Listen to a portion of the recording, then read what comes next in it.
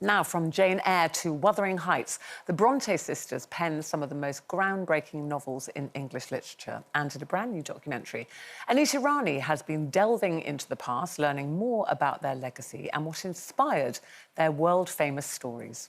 Interesting. Why the Brontë sisters? Your idea? Has this been some kind of obsession you've had for a while? Yeah, well, I grew up in the same part of the world as them, God's own West Yorkshire. And I went to primary school with this beautiful portrait of the Brontes, the three sisters, and the brother, although he's been sort of disappeared out of it, that hangs in the National Portrait Gallery. And that was on the wall of my primary school, and we were spoon-fed the Brontes. And then I read Wuthering Heights as a teenager. It never left me. We studied Jane Eyre. And it's only then as an adult, looking back, that I realise how ahead of their time they were. I was just going to say, they really were. 20 years ahead, really. Really, yeah, Really 180. strong. The things that they were talking about, we are still talking about today. The title of the documentary, one of the best titles I've ever had the pleasure of getting, is The Brontes by Anita Rani, Sisters of Disruption. Wow. I feel like the Loose Women panel would approve of that. Because they had a real punk spirit. Yeah. And they had this power of their conviction. I think people romanticise them a little bit and think that they were these twee sisters sitting around crocheting. But they weren't. They were educated and they were well-read and they were... covering domestic violence topics and... Exactly, Denise. So Anne Bronte's The Tenant of Wildfell Hall is about a woman who is in an abusive relationship and she leaves her husband and takes her son with her. I mean, can you imagine... Which would have been unheard of. Unheard of, right? Such a taboo. Imagine how a woman like that, I mean, still to this day, women are treated in a certain way. So 180 years ago. And she wrote this book. And she wrote it saying, I'm writing this book because I have something to say about women. And there's a domestic violence charity in Bradford that still uses that text, that literature, with women who are escaping marriages, and they feel empowered reading the words of 200 Do you think years back ago. in the day when they were writing all this, do you think they had a hard time, as in, you know, were they accepted as we accept them now as being these amazing, strong women, or will people have tried to stop them? Well, the books weren't released under their names. They were written under androgynous pseudonyms. These women had such chutzpah, right? They lived in Yorkshire and they released these books under pseudonyms, so people didn't know that they were women. People made a guess. And one review of Jane Eyre was saying, you know, this is outrageous, and had this been written by a woman, it would be even more outrageous. Interestingly, it was a woman that wrote that review.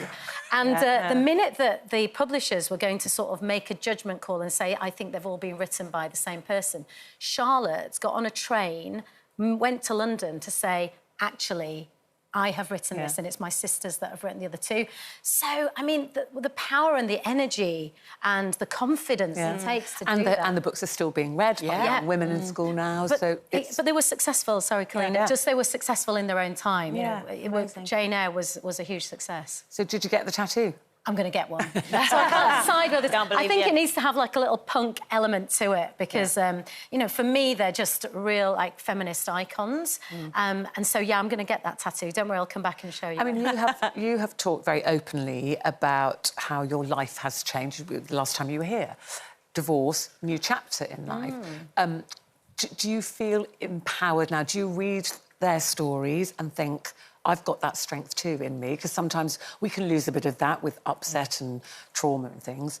Are you looking to them to go, I can move forward now and have them in my mind? Yeah, it's amazing, isn't it, how books can empower you. Reading other women's stories, hearing other women's stories can make you feel connected, and it does boost you. And I'm sure you all know on this panel that as you get older, you do become more empowered. If you have I feel I've had the opportunity now to, you know, my life has changed dramatically.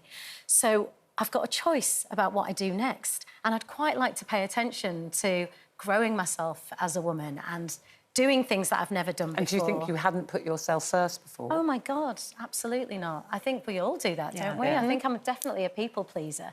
I think I've been brought up to be one. I think I've been conditioned to make sure that I have you know, be independent and be free-spirited, but make sure nobody's upset. People pleasing is so detrimental to your physical and mental health, I think, if you live for other people all the time, isn't it?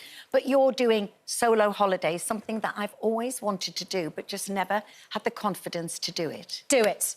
Yeah. All women do it. And if you haven't got the... Yes, absolutely, get a cheer. And if you haven't got the confidence to do it solo, well, do it solo if you can and start slow. Go somewhere safe, go somewhere, you know, a spa, if you have the luxury of being able to go to a spa, because you can kind of book up your day with bits and pieces.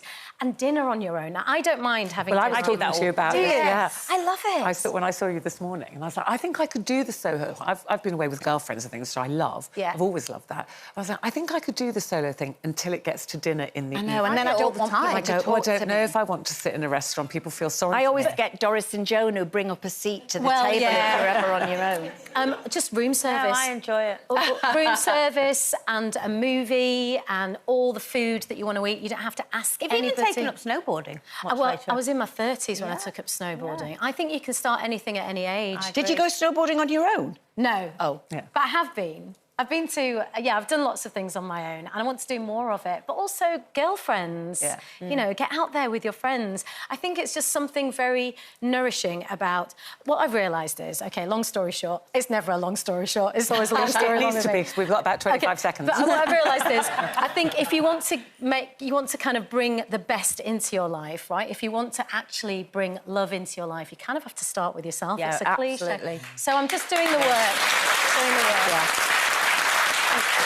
So the documentary, The Brontes by Anita Rani, Sisters of Disruption, I love that. 20th of May on Sky Arts, Freeview and streaming services, Now TV. Thank you so much. Lovely to see you. Thank you.